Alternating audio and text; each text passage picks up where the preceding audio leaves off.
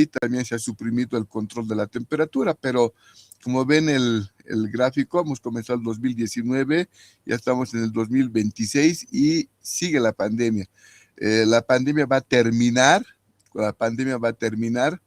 cuando en 8 meses no haya ni un caso en el mundo y en 6 meses no haya ni un muerto en el mundo. Entonces, solo así habrá dado fin a la pandemia, pero tenemos que conocerla porque es muy posible que después se vuelva una enfermedad más. Y lo más importante, ustedes como futuros colegas, como futuros profesionales del área de la salud, tienen que estar preparados para la próxima pandemia, porque ustedes son los que van a contener la próxima pandemia, ¿no es cierto? Y tienen que ser preparados para no cometer errores como se han cometido todavía y por eso mucha gente ha fallecido en el área de la salud. Entonces, comenzamos.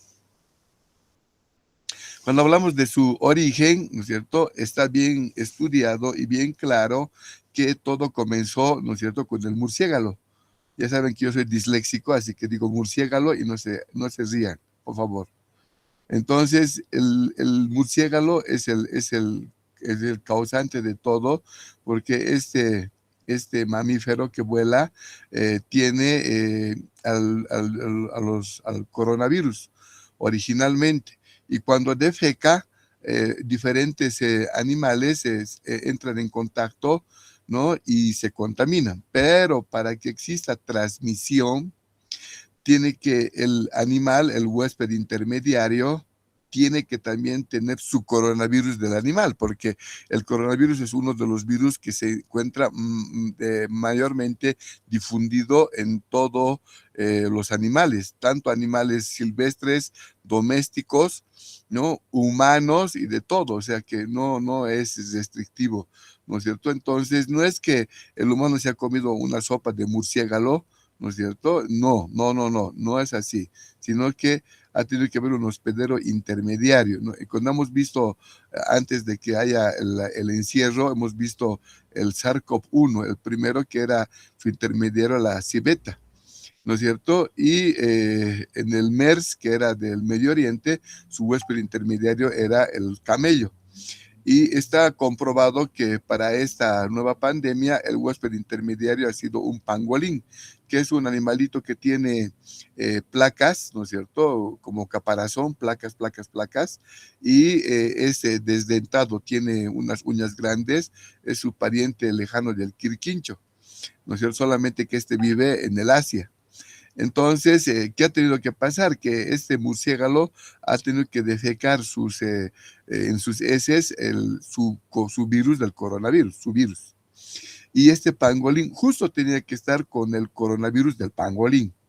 Entonces, al ingerir comidita, hierbitas y cacuchita, entonces se ha contaminado y se han encontrado los dos virus en la misma célula, que eso es raro que suceda, y han mutado. Y cuando ha mutado, en el mercado de Wuhan, un chinito se ha comprado pangolín, pangolín a la barbacoa y se ha comido al pangolín. Y cuando se ha comido al pangolín con su mutación de coronavirus, el humano también tiene que estar con su coronavirus, porque el humano tiene 4 coronavirus que causan el resfrío común. Entonces, por eso que algún rato decían que el humano ya tuvo contacto con el coronavirus. Sí, hemos tenido contacto porque el segundo virus causante de resfriado común es el coronavirus humano, que son 4 variedades que vamos a ver después.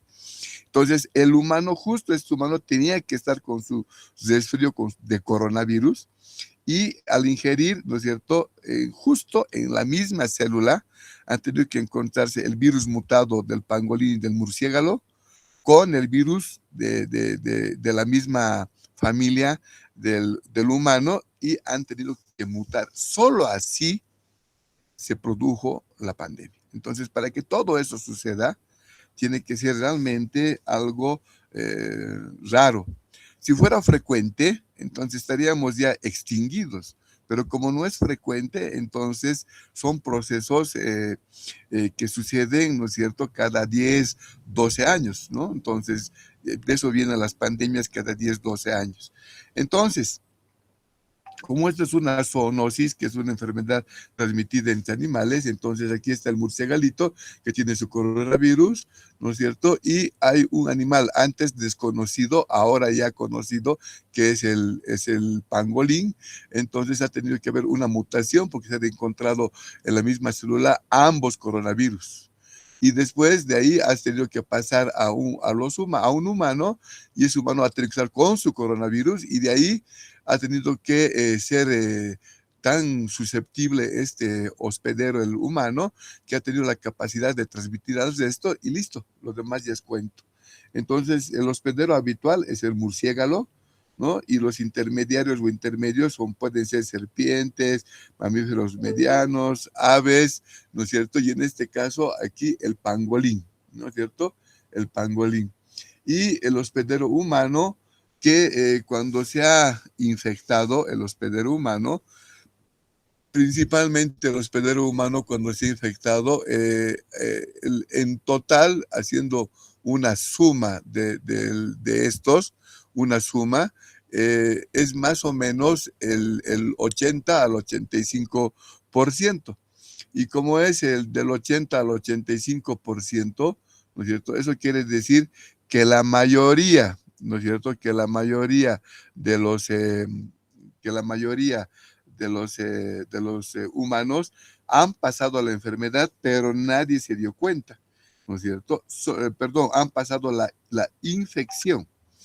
Enfermedad solamente ha hecho un 10%, pero la tele, como siempre, son alarmistas, entonces nos hemos asustado, hemos visto, no, no puede ser, qué barbaridad, fin del mundo, y solo era el 10%, ¿no es cierto? Y solo 5%, ¿no? Son los que se complican y entran a terapia intensiva, y de ese 5%, solo la mitad, ¿no es cierto?, sobrevive. Entonces, eso es para que se den cuenta que eso es lo grave, ¿no? Entonces, otra lámina para que vean que lo que he dicho es cierto. Aquí están los virus del coronavirus. Cuando ingresan por nasofaringe, por orofaringe y por conjuntiva. Por eso nos han hecho colocar gafas protectoras o un protector facial para no tocarnos los ojos. ¿Por qué? Porque como todos los virus respiratorios, estos virus ingresan, aparte de nasofaringe, de orofaringe, también ingresan por conjuntiva. Por eso que utilizábamos protector facial o gafas protectoras para no tocarnos los ojos.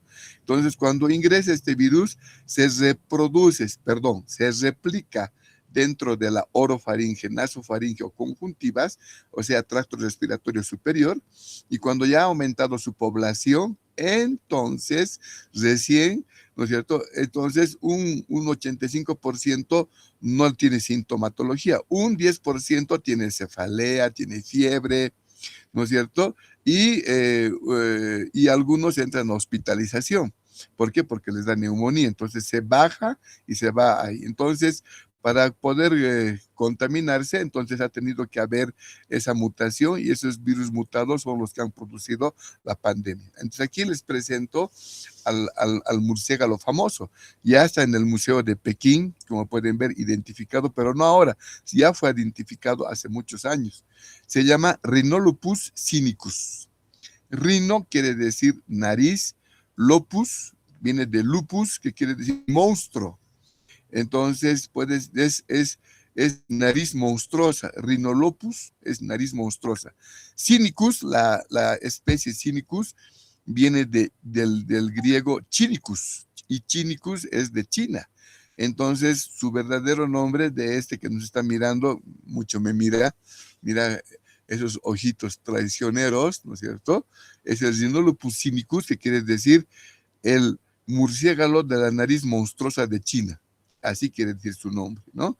Y este es el causante de todo.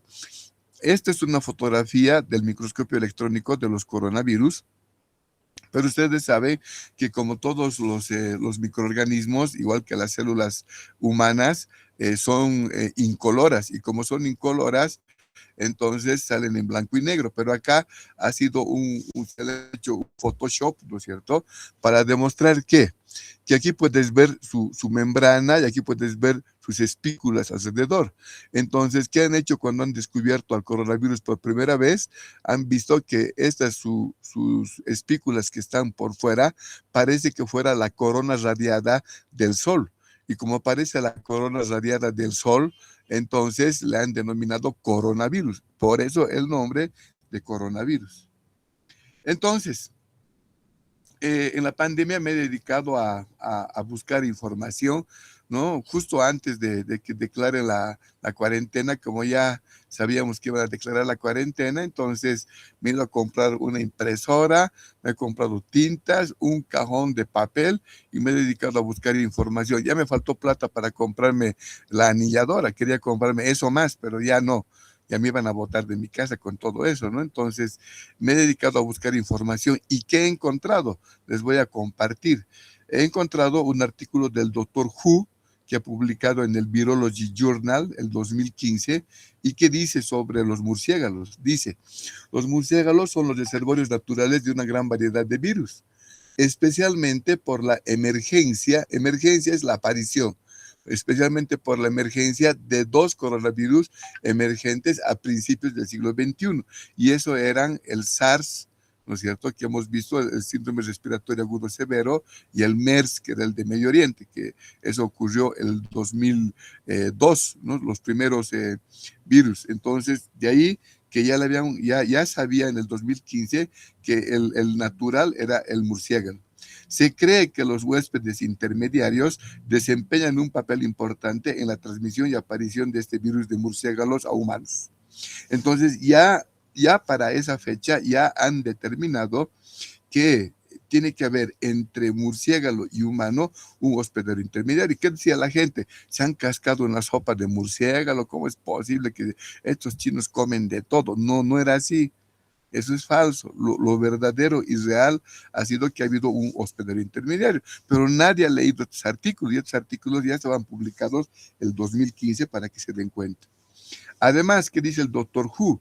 Dice, comprender el origen del murciélago, de los coronavirus humanos, es útil para la predicción y prevención de otra emergencia pandémica en el futuro. O sea que aquí el autor ya estaba avisando que tenían que estar preparados para la próxima pandemia, que tenía que ser coronavirus y que tenía que ser de un murciélago. O sea que ya habían predicho. Y así hay varios libros y artículos que habían predicho la pandemia, solamente que como falta la actualización de la gente, entonces se han sorprendido, han dicho castigo de Dios, ¿no es cierto? El innombrable nos ha mandado desde el Chapare los murciegalitos, entonces todo lo han pensado o no mal, entonces se han arrebatado, ¿no?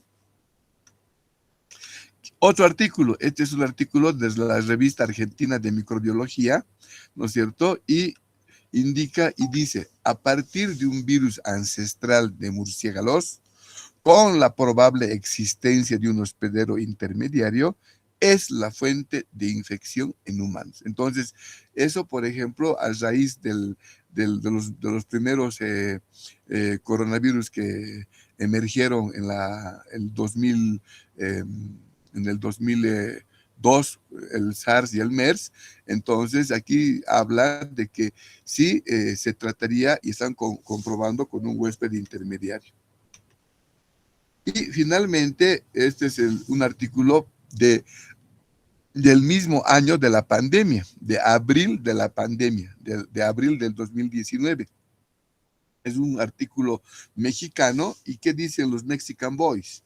Dice, los murciélagos portadores los murciélagos son portadores y responsables de las enfermedades reemergentes. Entonces ya le echan la culpa al murciélago. Sí, por culpa de ellos va a haber más casos en el futuro. Los murciélagos son los animales que transmiten más enfermedades virales, o sea, no solamente coronavirus, sino las próximas pandemias que pueden ser de diferentes. Por lo tanto, son los animales más proclives a desatar una pandemia. Miren, el mismo año de la pandemia, ¿no? Los Mexican Boys ya habían hablado sobre la probabilidad de que cuando resurja una pandemia, tendría que ser ocasionada originariamente por un murciégalito. Entonces, con estos datos que había revisado y otros más, entonces yo me estaba preparando para poder entender qué era el coronavirus de la pandemia, ¿no? Y felizmente me han invitado a diferentes charlas. He dado más charlas en la pandemia que clases teóricas de microbiología.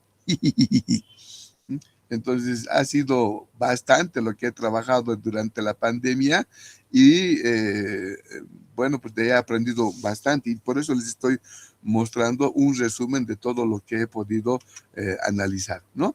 Entonces, el género Rhinolopus, que es el murciégalito que hemos visto, tiene varias especies, ¿no? El Cynicus es el principal, pero el Macrotis, el Ferrumequinum, el Pusillus, el Blasi, que son varias, se encuentran distribuidas, ¿no es cierto?, principalmente en la China. Entonces aquí estamos viendo la China, ¿no es cierto? Y aquí está el norte de India, que es Nepal, ¿no? Entonces, si se dan cuenta, en toda esta zona está distribuido este murciélago, que es la causa. Entonces, no es que los chinos son los que estaban fabricando una bomba, que ellos son los que han hecho un arma biológica, que ellos son los que nos quieren destruir, ellos ya lo sabían, no, es que ellos tienen a mira su nariz monstruosa, ¿no es cierto? Ahí está de perfil el murciégalito. Y este artículo es muy interesante porque en este artículo hay una comparación del SARS-CoV con el MERS, ¿no es cierto? Del SARS con el MERS, donde hacen una recopilación de la parte del genoma del virus con PCR. Entonces aquí podemos ver que hay varias especies de murciégalitos, la mayoría que son de China, y aquí podemos ver la concordancia en el porcentaje, y aquí pueden ver que había un 6% de concordancia, 97, 95, 96, 98, 98, 98, 98, etcétera. ¿Y eso qué quiere decir? Que han visto el coronavirus original, el coronavirus humano, han hecho una secuenciación con el coronavirus del murciélago y había entre 96 y 98% de coincidencia. ¿Qué quiere decir? Que el origen es de murciégalito. Entonces, con ese trabajo más que ha salido en el internet, entonces se dan cuenta de que sí es el origen, el murciélago, ¿no? Para recordar, si se han olvidado de virología, no se olviden que los virus se dividen en dos grupos, ¿no? ADN y ARN, y pueden ser de cadena doble o de cadena sencilla, con o sin envoltura. Entonces, el mundo de los virus es fascinante, pero a la vez complejo. Aquí podemos ver algunos virus que se han hecho, estos son los más antiguitos, dibujados con tinta china y aquí ya hechos con Photoshop. Pero aquí lo que quiero que vean es esta línea, que es, esta línea nos está demostrando que esta es la distancia de 1 micrómetro. Eso es para que veas que los virus tienen, su medida son en nanómetros. Y como miden en nanómetros, entonces más pequeños que la micra, entonces no pueden ser observados al microscopio óptico común, solamente al microscopio electrónico. Y con esto podemos ver, ¿no?, un tamaño relativo entre una bacteria, las más conocidas, la Escherichia coli, que está acá, la Escherichia coli, ¿no es cierto? Y los virus, ¿no? Aquí está nuestro coronavirus, y imagínense esta bacteria intestinal que es muy gigante y los coronavirus son muy pequeños, ¿no? Este ha sido el primer afiche la primera cartilla que se ha publicado sobre el árbol genealógico y un resumen del nuevo coronavirus. Se llamaba nuevo coronavirus. La palabra emergencia quiere decir nueva, es aparición. Entonces hablamos de los virus emergentes y reemergentes. Por ejemplo, el virus de la rabia emergió allá en Roma, cuando estaban los romanos ahí con su toga, el Coliseo romano, ahí emergió el virus de la rabia. cada año hay una reemergencia, vuelve a aparecer el virus de la rabia, hay chiquitos mordidos que mueren o perros rabiosos. Entonces, ese es el término de emergencia y reemergencia. Entonces, cuando aquí dice la emergencia de un nuevo coronavirus, que es decir, que la aparición de un nuevo coronavirus, ¿no es cierto?, que se llamaba inicialmente 2019 nuevo coronavirus. Entonces, como pueden ver acá, existen 4 grupos de los coronavirus, los alfa coronavirus, los beta, los delta y los gamma coronavirus, que generalmente están en animales, como pueden ver acá, ¿no es cierto? Y el alfa y el beta están en ganado, están en animales de granja, bovino, porcino, animales de compañía, murciegalitos y el humano. Entonces aquí esta H quiere decir humano. Human, ¿no? En inglés, Human Coronavirus 229E. Human Coronavirus NL63. Entonces, estos son los coronavirus del resfriado común. 2 alfa coronavirus y 2 beta coronavirus. Y la emergencia del 2002 de los primeros coronavirus mutantes han sido el SARS y el MERS, que eran beta coronavirus, ¿no? Y ahí está, en la anterior clase hemos visto el SARS y el MERS cuando hemos hecho presencial, y aquí está un resumen de lo que han visto, ¿no? Entonces, aquí también en rojito están los coronavirus humanos del resfriado común. Y la primera ficha del 3 de febrero del 2020, origen Wuhan, había 14,000 casos, la letalidad era del 2,1% y actualmente es del 2,7%. Entonces, ese es el porcentaje de muertes, 2,7% en la actualidad, bastante bajo, pero como ha sido en todo el mundo, entonces eso ha sido lo grave, ¿no es cierto? Y esta es una comparación del coronavirus con el virus de la influenza. Entonces, el virus de la influenza, ¿no es cierto?, produce infecciones respiratorias y como síntomas fiebre, tos, catarro y dolor muscular cuando nos da gripe. Y mientras tanto que el del SARS-CoV-2, que es el coronavirus nuevo, de la infección respiratoria también nos da fiebre y tos, pero además puede haber anosmia y disgeusia, ¿no es cierto? ¿Qué es lo que quiero que vean? Sí, aquí si se dan cuenta es un poquito más grande el coronavirus y un poquito más pequeño el influenza, que aquí están las medidas referenciales. Pero aquí en celeste hablamos de la longitud del genoma, o sea, dentro tiene su ARN, porque estos dos son virus ARN. Entonces, ¿cuánto mide su ARN que está dentro de cada uno? El de la gripe mide 13,5, esto quiere decir pares de kilobases. Y este mide el doble, 26 a 32 pares de kilobases. Si bien de la gripe es bastante infectante porque al tener esta longitud de 13,5, estos virus pueden permanecer en las superficies de los muebles, de los billetes, de las puertas, de los picaportes, de las perillas, bastante tiempo, pero ha sido superado por el coronavirus, que como al tener el doble de longitud, entonces podía estar más tiempo en la superficie. Si tú quieres peso, entonces la gente decía, es más pesado el coronavirus. No, no es más pesado, es que tiene su genoma más largo. Obvio, si es más largo, será un poco más de peso. Por eso podía estar más tiempo en las superficies y por eso era más contagioso que el virus de la gripe. Esta es la reconstrucción que han hecho el CDC de Atlanta. Les recuerdo que CDC, estas siglas de acá abajo, CDC es el Centro de Control y Prevención de Enfermedades Infecciosas, ¿no?, que se abrevia CDC en inglés, que está en Atlanta. Entonces, cuando ocurren estas pandemias o casos nuevos, hay que mandar las muestras al CDC de Atlanta y ellos son los que han hecho una reconstrucción por inteligencia artificial de cómo es el virus del nuevo virus del coronavirus.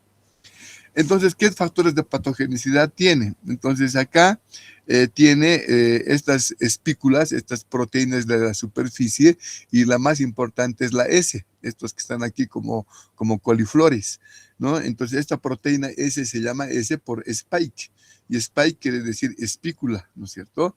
Y estos favorecen el ingreso del virus y la fusión a la membrana celular de las células respiratorias, ¿no? Cuando ingresa, la proteína M se encarga de dar estabilidad del virus y la proteína E se encarga de la salida del virus. Entonces, uno hace entrar, el otro lo estabiliza y el otro le hace salir. Entonces, esa es una lógica de todos los virus respiratorios. Aquí podemos ver que en la superficie de las células humanas, digamos células respiratorias, se encuentra su receptor del virus. Entonces, ¿cómo es posible que este virus entre fácilmente infecta a las personas? Fácil, tiene que tener un receptor de membrana. Y como pueden ver, el receptor de membrana es la enzima convertidora de angiotensina 2. La enzima convertidora de angiotensina 2, que seguramente han debido leer en fisiología renal, en fisiología cardíaca, ¿no es cierto? La enzima convertidora de angiotensina 2, que se encuentra en varias células. Entonces, ese es su receptor del spike, de la espícula de la glucoproteína S, ¿no es cierto?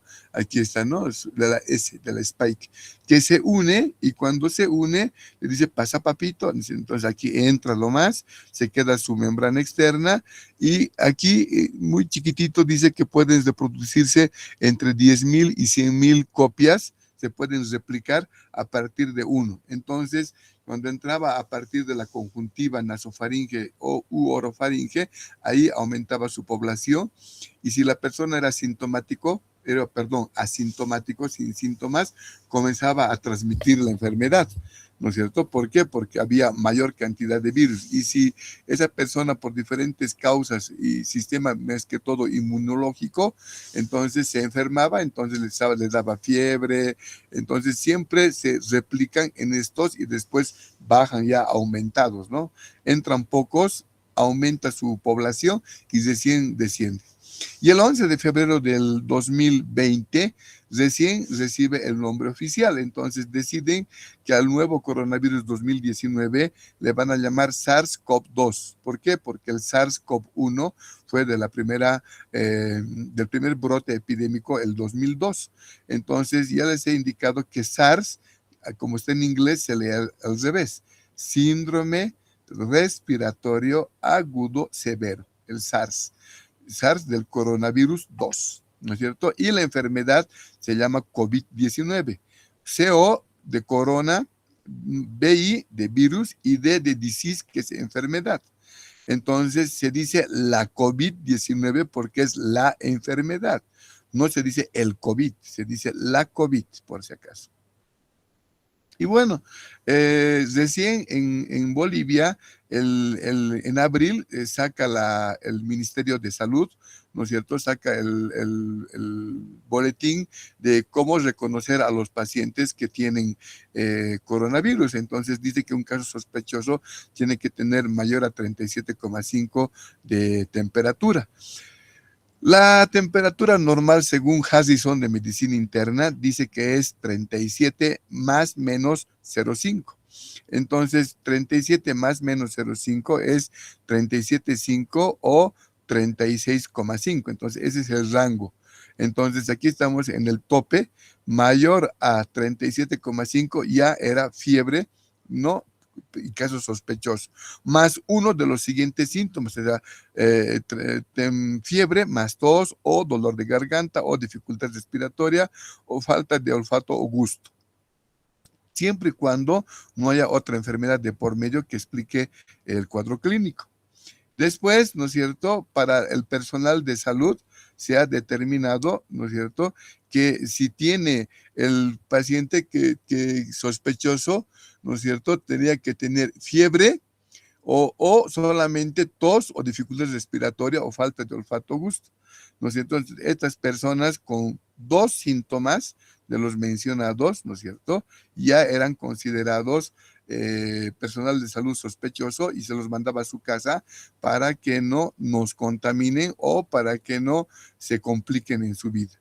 Este cuadrito ha salido en inglés, pero los Mexican Boys han tenido la amabilidad de traducir, ¿no? Este es un cuadro muy, muy genial sobre la enfermedad, la dinámica de la enfermedad, y aquí se dan cuenta que un 30% son los que realmente ni se dieron cuenta que hicieron la enfermedad, totalmente asintomáticos, más el 55% de los que hicieron síntomas leves o moderados. Síntomas leves o moderados, una febrícula, una tosecita por ahí y nada más. Entonces, ellos han creído que era resfrío o han creído de que les ha dado el aire, no sé, sus cosas. Entonces, si sumamos 30 más 55, son los 85% que ha pasado como si nada y nada mortal, 0%. Mientras tanto, que un 10% ha hecho COVID grave. Entonces, ha necesitado hospitalización. ¿Por qué? Porque tenía neumonía. De estos, un 15% fallecía. Y solamente un 5% ha hecho COVID crítico.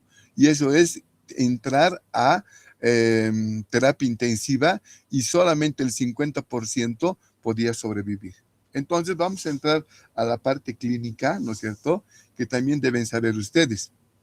Cuando hablamos de las fases de la COVID, ¿no es cierto?, que tenemos que tomar en cuenta, ¿no es cierto?, pues dice de la COVID porque es la enfermedad, tenemos que ver que existen 3 fases. La primera es el estadio 1, luego el estadio 2 que se divide en A y B, y el estadio 3. Cuando hablamos del estadio 1, es cuando te has contagiado y el virus que les he indicado se comienza a replicar en conjuntiva, en nasofaringe, en orofaringe, y hay una gran cantidad de virus al principio. En esa fase, los síntomas son leves, ¿no? Una fiebre, una tos seca, listo, ¿no es cierto? Y si vemos el laboratorio, disminución de linfocitos, linfopenia, ¿no es cierto? Entonces, son leves. Entonces, eso, la mayoría pasaba y luego se recuperaba. Si te das cuenta, aquí ha aumentado una gran cantidad y poco a poco va disminuyendo el número de coronavirus. Pero el gran problema es que va aumentando la respuesta inflamatoria. Mucha gente decía, no tienes defensa, sí, entonces hay que comer jengibre. Y comían jengibre. No, hay que tomar jugo de naranja, limón puro, jugo de angelitos fritos, patas de rana, todo así mezclaban como lo comprar. Yo no sé para qué comían cochinadas.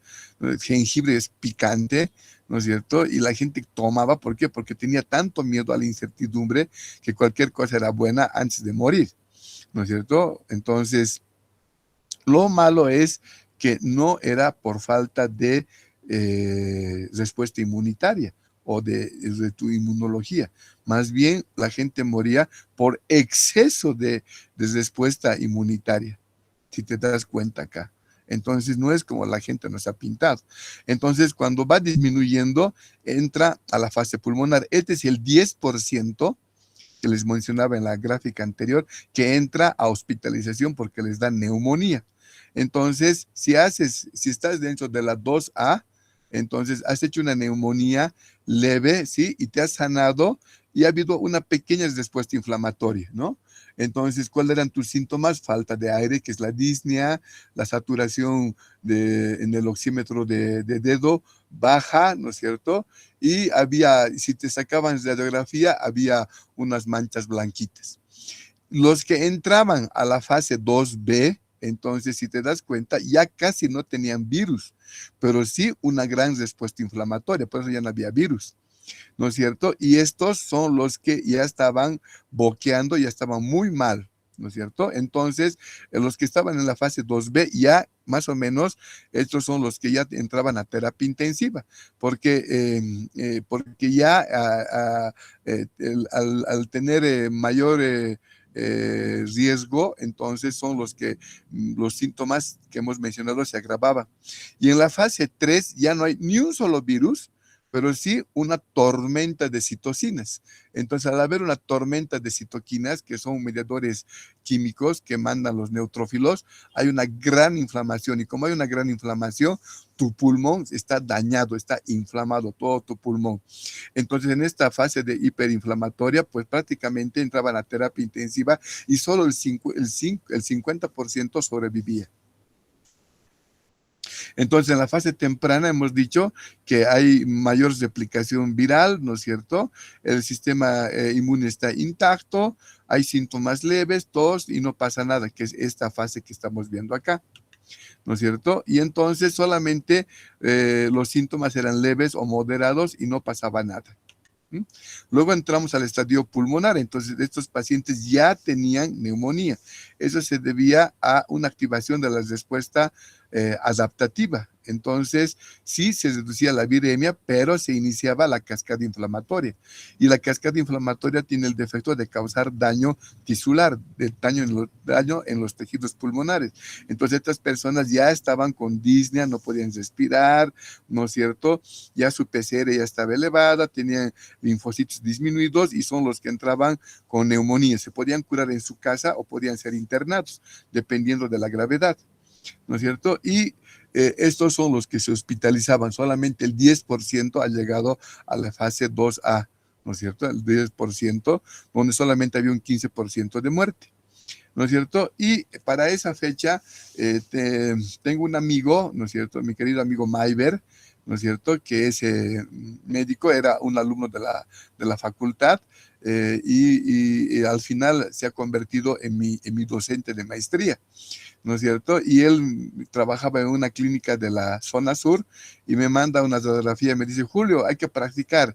¿Qué es esto? Me dice. Entonces yo le digo, aquí se ve un infiltrado pulmonar marginal y basal, porque los pulmones deben estar negritos y eso quiere decir densidad aire.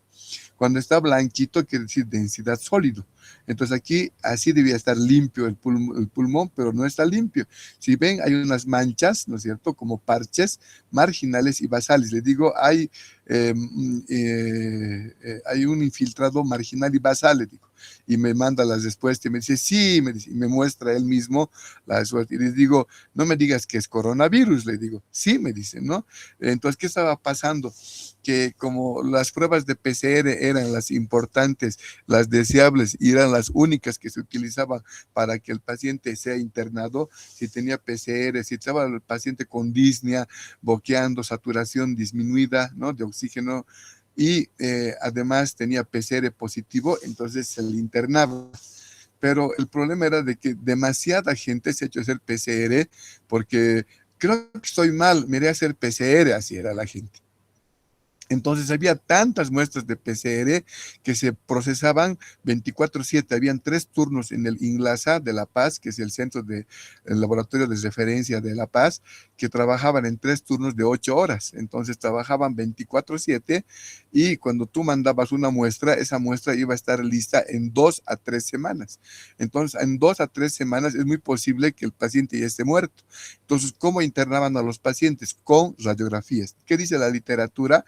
Que se puede internar con tomografías, pero tomografía también era caro, entonces con una simple radiografía de tórax estaban comenzando a internar a los pacientes, pero yo tenía que buscar la fuente original, entonces dentro de mis copias que les había contado que he descargado varias información, en la casa tengo 2 tuppers de información anillados y el tercero está en una bolsa que me lo quieren botar y yo no quiero porque tengo que ser anillar, pero me da flojera, tengo mucha información, había una revista, había un librito español que se actualizaba cada 3 semanas, y en ese librito español hablaba de las manifestaciones clínicas. O sea, imagínate, en plena pandemia ya han editado libros los españoles, ya había textos de las manifestaciones clínicas, entonces había que actualizarse.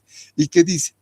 Las anormalidades predominantes en la tomografía son la consolidación y o opacidad, esto es opacidad, en vidrio esmerilado, por eso está blanco, de distribución bilateral, aquí era unilateral, periférica y basal. Entonces te está avisando que esa es una característica clínica para determinar que la persona tiene coronavirus y con esto se internaban los pacientes. Para que veas, no había que buscar soluciones, ¿no? Ah, no, no tiene PCR, no lo puedo internar, pero me estoy muriendo. No, lo siento, va a morir en su casa. Pues no era así, había que hacer esto y salía. Otra fotito que me han mandado es esta, donde puedes ver, ¿no es cierto? Aquí la opacidad en vidrio esmerilado, periférica y basal. bilateral, ¿no? Entonces, así llegaban los pacientes y estos pacientes, ¿no es cierto?, tenían que hospitalizarse. Entonces, llegamos a la última fase. Esta fase, la 3, se caracteriza por insuficiencia multiorgánica fulminante. O sea, que el paciente ya estaba chao. O sea, entraba ya para morir. Por eso que el 50% solamente sobrevivía, el 50% moría. Entonces había aquí un gran compromiso pulmonar porque había una respuesta inflamatoria severa, ¿no es cierto?, por la tormenta de citoquinas. Entonces, ¿qué ha pasado? Que el sistema inmunológico desesperado ha comenzado a mandar más soldados, ¿ya? Y los neutrófilos han producido más citoquinas, ¿no? Interleucina 2, interleucina 4, interleucina 6, y de esto ha hecho que se inflame y la inflamación ha destruido el tejido pulmonar. Entonces ya no hay virus, pero los pacientes ya estaban con su pulmón destruido con un 80%, con un 90%, y solamente tenían 10 o 20% para hacer. Muchas veces la inflamación, la hiperinflamación es lo que mata al paciente más que los microorganismos. O sea, las respuestas del organismo, que generalmente si ustedes recuerdan el concepto de inflamación, es una respuesta no deseada del organismo. No deseada porque a veces puede ser fulminante. Y entonces ahí este grupo era el que necesitaba terapia intensiva y solamente el 50% se salvaba. Entonces es para que veas este cuadro que nosotros nos han mostrado en la televisión esto, la hospitalización, el 10%, y nos han mostrado el 5% los casos que se morían en terapia intensiva. Estos 85% no han pasado desapercibidos, pero como la televisión es alarmista, entonces nos hemos asustado, pero solamente 2,7% era el índice de mortalidad, ¿no? Este es otro cuadrito que han hecho también los españoles, ¿no es cierto?, que son muy capos, y aquí está lo mismo, aquí dice periodo, estadio 1, estadio 2, estadio 3, eso ya está escrito, ¿no es cierto?, en piedra, y así es la clínica de la COVID, ¿no es cierto?, y aquí te puedes ver sus laboratorios, ¿no es cierto?, más bonito. ¿Qué es lo que yo quiero que vean acá?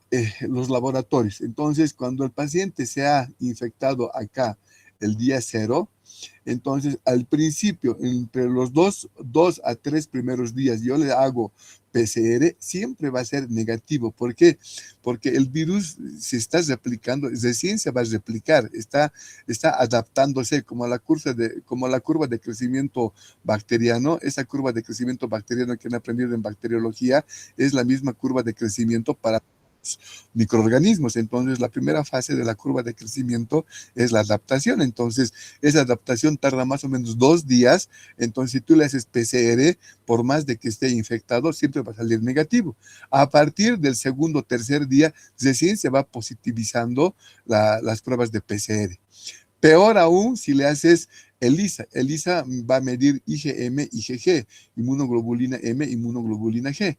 Entonces, la IgM, pues hasta la primera semana siempre está negativo, y la IgG, que es la de memoria, 2 semanas está negativo. Entonces, si tú le haces al principio ELISA, siempre va a salir en negativo. Si le haces prueba rápida, va a salir negativo. Entonces, tienen que pasar más o menos 2 semanas para que las pruebas inmunológicas recién sean positivas. Y tiene que pasar 3 días para que la PCR recién sea positiva. Y lo último de este cuadrito que me interesa es esto. ¿Qué quiere decir esto? Que los pacientes estaban, ¿no es cierto?, como todo sube, también tiene que bajar. Entonces ya mejoraban los pacientes, ya no tenían síntomas, y entonces el 14% de los pacientes, ¿no es cierto?, el 14% de los pacientes, ¿sí?, seguía haciendo positividad de PCR, ¿no?, incluido 47 días después. O sea, ya se había pasado su enfermedad, o sea, ya no tenían tos, fiebre, ningún síntoma, ya estaban bien, ya no utilizaban oxígeno, su saturación de oxígeno del oxímetro de pulso de dedo ya estaba elevado, estaban bien, comía bien, pero no le dejaban irse del hospital porque seguía dando positivo la PCR, ¿no? Entonces, eso también es algo diferente. Eso es porque los pacientes si aparentemente estaban sanos, podían seguir contaminando con virus. O sea, ellos ya no tienen enfermedad, pero se han convertido en reservorios. Entonces podían diseminar la enfermedad. Es por eso que hasta 47 días en este estudio de España, la gente podía seguir teniendo PCR positiva, que era otra de las características diferentes de la nueva enfermedad. Y quiero mostrarles este articulito que me ha gustado dentro de muchos. Este era del 16 de marzo, que era una comparación entre la estabilidad del SARS-CoV-1 y el SARS-CoV-2 en aerosoles y superficies, la estabilidad. Entonces, ese es el cuadro, digamos, que muestran, ¿no? Y yo lo he hecho en cuadritos pequeñitos. Entonces, han hecho la prueba cuánto sobrevive en las superficies. Por ejemplo, en el cobre. En el cobre no más de 4 horas. ¿Por qué en el cobre no más de 4 horas? Cooper es cobre, ¿no es cierto? ¿Por qué? Porque el cobre es uno de los metales antibacterianos, ¿no? Antimicrobianos.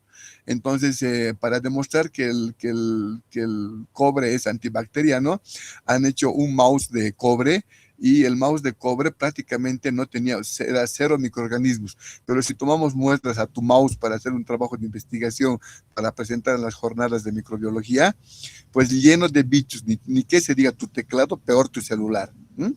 Entonces, recuerden que por eso uno de los métodos los métodos de anticoncepción es la famosa T de cobre, porque es una T de plastiquito y le han puesto unos hilitos de cobre a los costados, ¿no es cierto? Para que la T de cobre lo que hace es inflamar el cuello del útero. Entonces, como está inflamado, no puede entrar nada. Y le han puesto cobre para que no se contamine, porque otro metal se hubiera encerrado, se hubiera contaminado con bacterias. Entonces, le han puesto cobre porque el cobre es antibacteriano.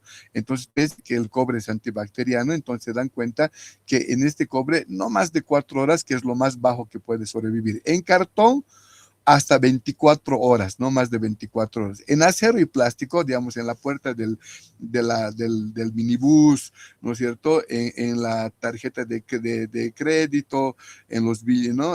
Ahí podía estar 24 horas hasta 72 horas. Después de las 24 horas iba disminuyendo, pero sobrevivía 72 horas, 3 días, con una vida media entre 5.6, 6.8, ¿no? Entonces, por eso que nos decían, toca la puerta, se lava las manos, agarra el billete, se pone alcohol gel. Por eso, por la supervivencia y por los pares de kilobases que les he dicho al principio. Y en aerosoles, mira, o sea, en el ambiente, si uno tosía o hablaba fuerte, se podía quedar 3 horas en el ambiente. Entonces, y una persona, si entraba a ese ambiente sin barbijo, se podía enfermar, ¿no? Con una vida media de 1 hora. Entonces, si en ese lapso de 1 hora has entrado, te podías contaminar. No había nadie, pero alguien ha estado presente y ahí estaban los virus suspendidos en el aire. Eso se ha hecho y eso es por eso que era muy contaminante y tanta gente se ha enfermado. Entonces, aquí tenemos que tomar en cuenta, ¿no es cierto?, que los virus no son seres vivos, ¿no es cierto? Se puede inactivar con desinfectantes. Tú te colocas 1 minuto alcohol, te frotas por 1 minuto, te frotas alcohol y luego de 1 minuto ya han muerto los virus, ¿no es cierto? Han querido hacer un estudio, ¿no es cierto? Han dicho, aquí en la altura de La Paz no va a vivir, ¿no es cierto? Entonces, los estudios que se han hecho han sido a bajas temperaturas y a altas temperaturas. ¿Qué ha pasado a altas temperaturas? Mucho calor en Santa Cruz, viable hasta 72 horas. Y en La Paz, que es baja temperatura, hasta una semana, o sea, peor todavía. Entonces aquí no es que se moría el virus, aquí sobrevivía el virus más tiempo que en el resto de los departamentos.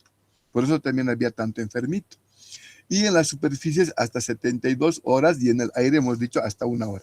Quiero que vean este gráfico y aquí está el coronavirus, ¿no es cierto? Y aquí tiene una membrana, aquí está su genoma ARN, aquí está su proteína S, sus espículas ¿no? Que para ingresar, y aquí tiene una membrana y esta membrana es como la membrana celular, es bicapa lipídica, o, ¿no? Que es como todas las membranas, y entonces cuando tú te lavas las manos con simplemente agua y jabón, El jabón va a ser nuestro surfactante, nuestro detergente. Entonces, cuando te lavas con jabón, ¿qué hace el surfactante? Va a formar micelas. Y las micelas van a ser estas bolitas donde el detergente, que es el surfactante, va a comenzar a como con imán, va a jalar a los fosfolípidos que se van a unir, estos lípidos, al surfactante y van a formar micelas. ¿Qué está haciendo? Está desbaratando la membrana celular, por lo tanto, esta membrana va a quedar desintegrada y el virus se va a morir. Entonces, con un simple lavado de manos, uno podía hacer patria. Entonces, ahí podemos ver un lavado de manos. Me he buscado una fotografía, unas manos comunes y corrientes, un grifo común y corriente, un jabón chapi, ¿no es cierto? Para que se den cuenta que no había que tener muchas cosas sofisticadas, ¿no es cierto? Un poco más aguante, ya vamos a terminar, ya vamos a terminar. ¿Cuáles eran las disposiciones del médico si tú tenías COVID-19? Primero, hacer reposo, beber bastantes líquidos, porque al toser pierdes líquidos. Alimentos sanos. Cuando dice alimentos sanos, se refiere a frutas, a verduras y a proteínas, ¿no es cierto? Entonces, a eso no dice Coca-Cola, no dice chisitos, no, alimentos sanos. ¿Y qué es lo que tenías que tomar? Antigripales, ¿no? Se supone que el antigripal es para la gripe, pero en realidad es para el resfriado, ¿no? Pero ya se llama antigripal y ni modo.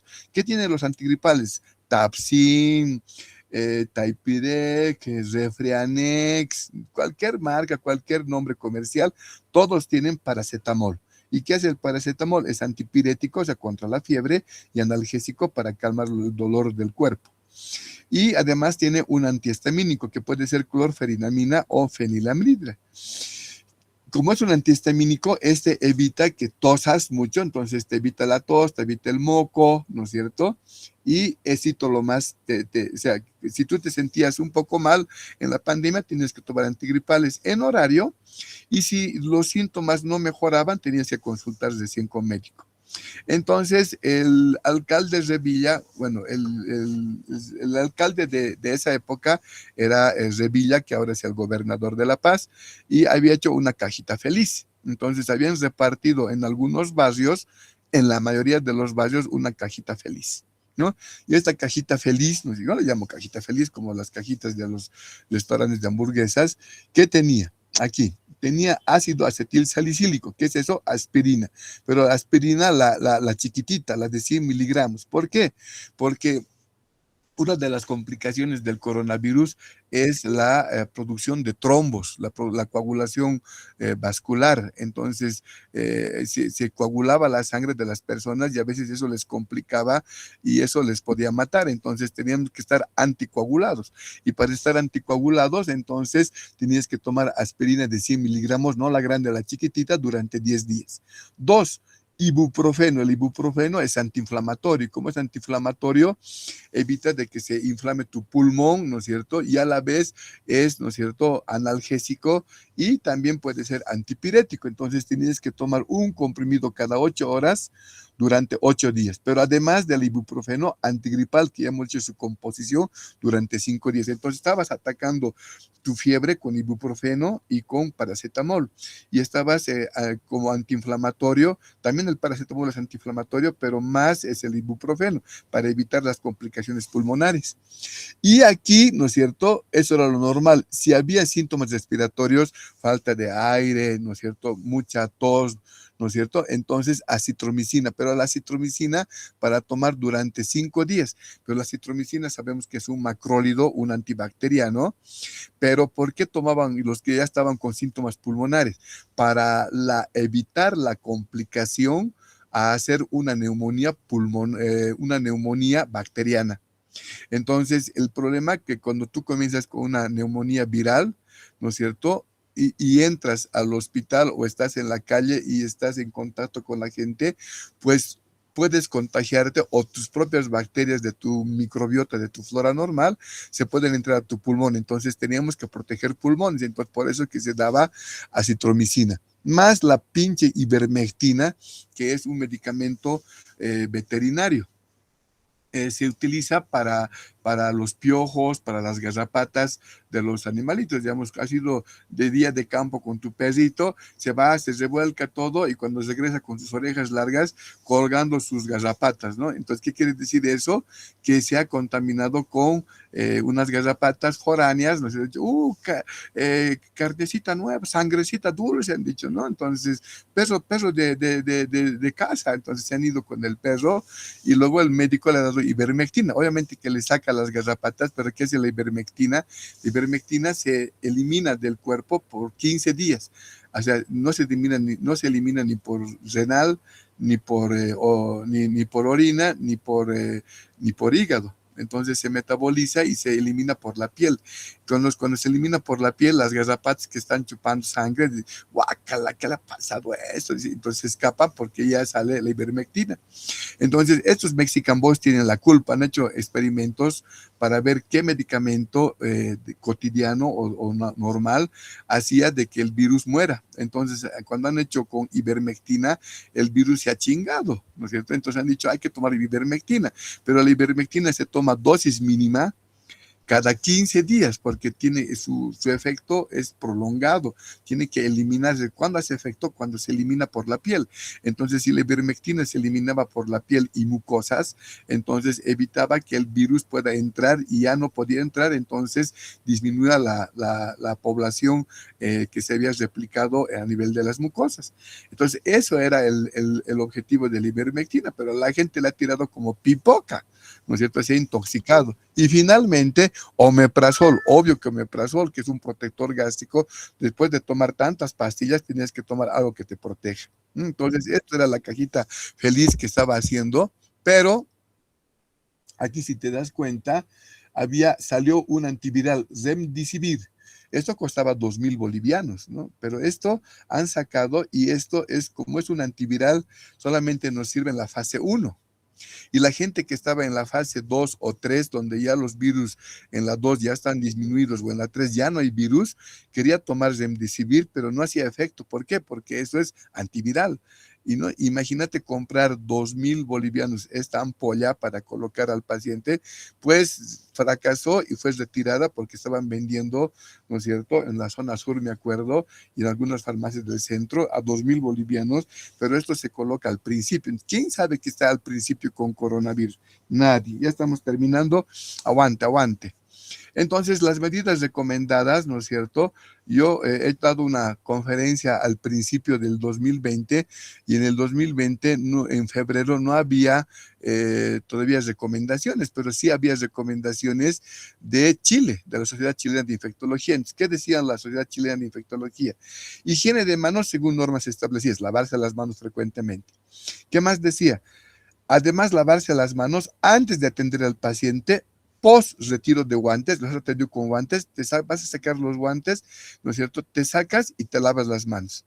Te sacas tu barbijo y te lavas las manos. ¿Por qué? Porque tu barbijo ha hecho contacto con el virus y si te sacas con tu mano, estás contaminando tus manos. Entonces, ¿qué tenías que hacer? Lavarte las manos. Te has sacado tu guante, tus guantes estaban contaminados con virus, ¿qué tenías que hacer? Lavarte. Entonces, tienes que lavarte 3 veces. Te has sacado los guantes, lavarte. Te has sacado tu barbijo, otra vuelta a lavarte. Te estás yendo, otra vuelta a lavarte. Entonces, imagínate, hay gente que no ha cumplido eso y se ha enfermado, ¿no es cierto? Y entonces, ¿no? La otra precaución decía de los aerosoles. Esto, por ejemplo, para nosotros es ciencia ficción. ¿Por qué ciencia ficción? Porque solamente como te puedes dar cuenta, ¿no es cierto? Como te puedes dar cuenta, tenía que haber una pieza exclusiva con presión negativa, o sea que tenía que sacar el aire. En Bolivia, en La Paz, tenemos 2 hospitales, ¿no es cierto? Uno es el hospital universitario del Seguro Universitario y el otro es de la Caja, el otro es el hospital petrolero de la zona sur, que tienen a una habitación con presión negativa para pacientes tuberculosos, por ejemplo. Pero tienen a una habitación. Entonces, aquí lo que estaban recomendando en Chile, que tienen que ser piezas, ¿no es cierto? O con las ventanas abiertas y la puerta cerrada. Entonces, o tenían que ser habitaciones que tengan las puertas, las ventanas abiertas para que se pueda ventilar el virus. Entonces, si te das cuenta, eran normas básicas y fáciles, ¿no? La mascarilla N95 ¿no es cierto?, para utilizar más protección ocular o la mascarilla facial, lo que les decía al principio, para evitar tocarse los ojos, la conjuntiva, porque por ahí también entra el virus. Y las precauciones de contacto: no compartir ningún artículo del paciente. Esto es ya ciencia ficción en Bolivia. ¿Por qué? Porque según estas reglas de Chile, cada paciente tiene que tener su propio fonendoscopio, su propio tensiómetro, manguito de presión y su propio termómetro, ¿no? Entonces, cada uno tenía que tener su propio instrumental. Y ustedes saben que no, pues agarraban con su fonendoscopio, le escuchaban a uno, a otro, y iban llevando el virus de todo lado, y eso estaba mal. Imagínate si lo hemos puesto en cada paciente, estos materiales. Seguro que se lo hubieran robado, ¿no es cierto?